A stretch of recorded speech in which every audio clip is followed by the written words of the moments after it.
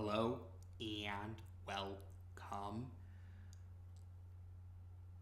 to the viewers of this video. This is the Orange Fan here, bringing you another entry for the episode Recap and Thoughts category.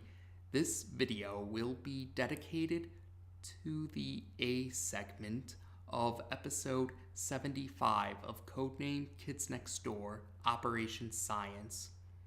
We begin this segment with a news channel covering the National Science Fair, which is being held at a convention center. Brad Punchbeef, the reporter covering the event, doesn't bother to hide the fact that he's not interested in the event, and he acts rather dismissive towards the projects that the kids are presenting in the National Science Fair. Brad decides to focus on number 2's homemade volcano for the brief coverage of the event, and I'm not kidding when I say that the coverage of the event is brief. Brad phones it in, admits that he's phoning it in, calls number 2 Harvey rather than Hoagie, and doesn't give number 2 a chance to say much of anything before he decides that the event has enough coverage and encourages the rest of the news team with him to quickly leave so that they can find another event to cover, one that they would consider to be fun. After the news team leave the convention center, however, the kids prepare the convention that they're actually interested in, the Kids Next Door 2x4 Technology Convention. This annual convention's purpose is to allow all the sectors of the Kids Next Door organization to show off their respective advancements in 2x4 technology.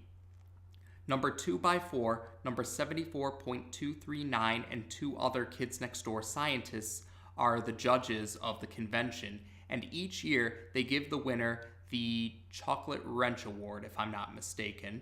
For this year's convention, the judges decide to start with number 2, who is representing Sector V naturally. Number 2's item is I Can't Believe It's Not Booger. Its main purpose is to be a booger substitute, but number 2 insists that it's also useful for other situations and scenarios. The judges are very dismissive towards I Can't Believe It's Not Booger, and they're confident that the other 2x4 technology items being showcased for this year's convention will be much more impressive. Despite this, number 2 doesn't give up in trying to convince the judges to give I Can't Believe It's Not Booger a chance. Throughout the course of the segment, we do see number 2 trying to convince the judges to give I Can't Believe It's Not Booger a chance. And the last attempt happens at the end of the segment, so we'll get to that eventually. But besides number 2 trying to continue to convince the judges to give his item a chance, the judges also go to see different 2x4 technology items being showcased by different sectors or different operatives. So, and each sector or operative also showcases their items in a different style. So for the purposes, so to streamline things, we're going to mention which sector the judges go to or which sector or operative is showcasing an item and what the item is that's being showcased by the sector or operative and how and the style of how the item is being showcased. So after Sector V, the judges go to see which item is being showcased by Sector G. Sector G's item is the Cheek Taser, and it's being showcased with a video presentation that's in the style of a jingle commercial. Next up is Sector H, the sector that number 30C is a part of, and Sector H's item is the Summer Ball Maker, which is an item that creates snowballs during summertime. The Snowball Maker is being showcased with a video the Summer Ball Maker is being showcased with a video that's in the style of a simple but practical approach, although the individuals in the video sound like they're just reading their lines off of paper. Next up is number 80, and number 80 is actually showcasing multiple items. Number 80 is showcasing these multiple items in the style of a fast-talking salesman who's trying to showcase multiple items in rapid succession. Number 80 also calls himself Crazy 80 while he's showcasing these different items. Off the top of my head, some of the different items that number 80 is showcasing are a fart identifier, a Jellymatic, teacher canceling headphones, and he insists that there are other items to showcase, but the judges walk away while number 80 is still trying to showcase multiple items in rapid succession. Next up is Sector C. And Sector C's item is called Smoke Utarts. They're essentially smoke bombs. They create smoke screens so you can escape. In the video presentation that Sector C are showcasing the Smoke Utarts with, we see the Smoke Utarts being used to escape from doing chores. And the video presentation that's showcasing the Smoke Utarts also features speech bubbles with images in them. Next up is number 123. Number 123 is showcasing an item that he insists is an exercise item for thumbs. In reality, though, it's just rubber bands. But in any case, number 123 tries to showcase the rubber band with a video presentation that's in the style of a commercial that's trying to sell an exercise item. And number 13 is featured in this video presentation. Next up is Sector F. Sector F are showcasing a perfume they call Le Filthe, if I'm not mistaken. And this perfume's purpose is to create a waterproof waterproof coat. Yes, provides a coat of a waterproof coating. Yes. The purpose of the perfume is to create a waterproof coating so that kids won't be clean when they are made to take baths. But the way that the perfume is being showcased, it's being showcased with a video presentation that seems to invoke the true art is incomprehensible trope.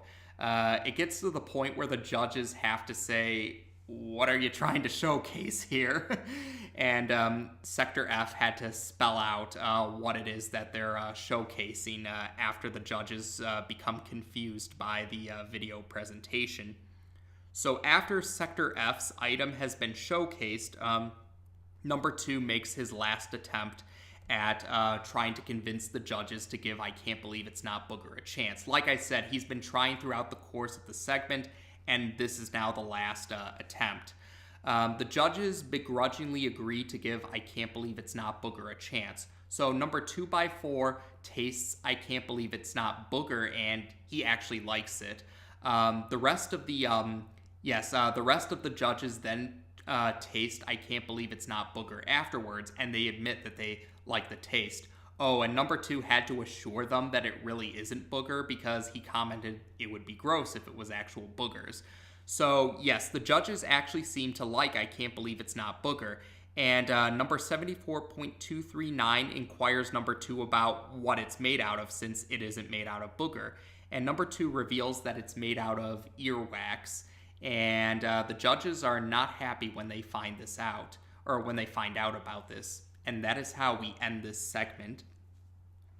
So this segment stands out because it's actually the last art segment of the series. I've brought this up in other recap and thoughts videos, but for the sake of those who might not know, for the sake of those who might not have seen those other videos, I have mentioned before that Tom Warburton mentioned on one of his blog posts that he and the rest of the staff and crew members of Codename Kids Next Door made a point to have a tradition in the show where they would dedicate different segments to outside the box storytelling methods, so to speak. He called them the art episodes, but because they all happen in segments and because of the way I define segments versus episodes on this channel, I call them art segments for simplicity's sake. But yes, Tom Warburton did comment on this blog post that they did have different art segments. There were 6 in total, the same number of seasons in Codename Kids Next Door. However, though, the art segments weren't once per season. There were actually 2 art segments for Season 4, Operation Food Fight and Operation Love. Season 5 was the only season that didn't have an art segment. But otherwise, besides Season 5 not having any, and besides Season 4 having 2, the rest of the seasons did have 1 per season. Operation The Fly for Season 1, Operation Report for Season 2, Operation Archive for Season 3, and this one, Operation Science for Season 6. And number 2 gets to be the spotlight character for this art segment. He's the only Sector V operative who appears in this art segment. Operation Archive was also the other art segment that didn't feature all of the Sector V operatives. So, yes. Oh, and what else is interesting about this particular art segment is that it's actually connected to its sibling segment.